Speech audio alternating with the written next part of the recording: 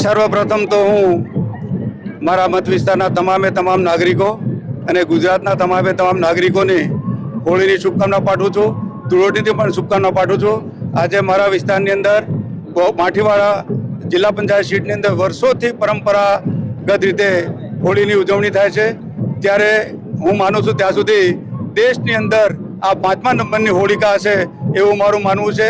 અને અહીંયા તમામ આગેવાનો પણ વાત કરી છે કે આ 5મા નંબરની આપણી આ હોળી છે આખા દેશની અંદર. ત્યારે આ વિસ્તારની અંદર આ તમામ ભાઈઓ અને બહેનો અહીં ઉપસ્થિત રહ્યા છે.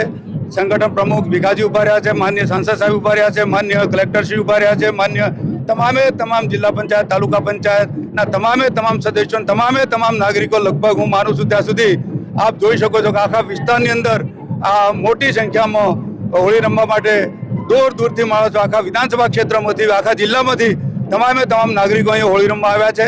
અને આપ સૌને આપના મારફતથી આ સંદેશો સરકાર અને દેશ લેવલે પહોંચે એ માટે અને આપ સૌનો આભાર માનું છું.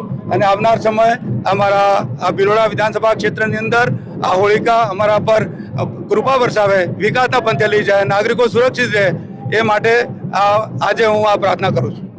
આજે અહીંયા આવવાનું થયું છે ત્યારે મેં જોયું કે સૌ સંપની ભાવનાથી અને સૌ સાથે રહીને હોળીના બીજા દિવસે સૌ ધૂળેટીનો તહેવાર મનાવી રહ્યા છે. એમાં લાકડીથી સૌ રાસ રમી રહ્યા છે, સૌ ભાઈઓ ઢોલથી રમી રહ્યા છે. એમની પરંપરાગત રીતે આની ઉજવણી થઈ રહી છે. ત્યારે હું ચોક્કસ કહીશ કે આજુબાજુના જે ગામડાઓમાંથી લોકો આવે છે પરંપરાગત રીતે અને એમના જે ગીતો ગાય છે અને જે સંપની ભાવનાથી એક સાથે મળીને બિલકુલ પણ જરા પણ તોફાન મસ્તી કે બીજું કંઈ પણ નથી દેખાતું અને બધા શાંતિથી આ રીતે રમી રહ્યા છે એ જોઈને મને ખૂબ આજે આનંદ થયો છે. પહેલીવાર જોવાનો મોકો મળ્યો છે, પણ આટલી સરસ અહીંયા આ તહેવાર ઉજવાતો હશે એની મને પહેલીવાર ખબર પડી છે. ત્યારે સૌને પહેલાં તો ખૂબ અભિનંદન અને શુભેચ્છાઓ આપું છું. અહીંયા મહાનુભાવો પણ ખૂબ ઉપસ્થિત છે આ જોવા માટે કે આ પરંપરાગત રીતે જે તહેવાર ઉજવાઈ રહ્યા છે એમાં યુવાનો પણ છે, બહેનો પણ છે, વડીલો પણ છે અને સૌ શાંતિથી આ તહેવારની ઉજવણી કરી રહ્યા છે. એટલે સૌને શુભેચ્છાઓ પાઠવું છું. દેશની અગ્રગણ્ય હોળીમાં આનો સમાવેશ થાય છે. મેં પણ જોયું હતું કે ટોપ 10 હોળીમાં હમણાં 5મા નંબરનું એમનું સ્થાન છે.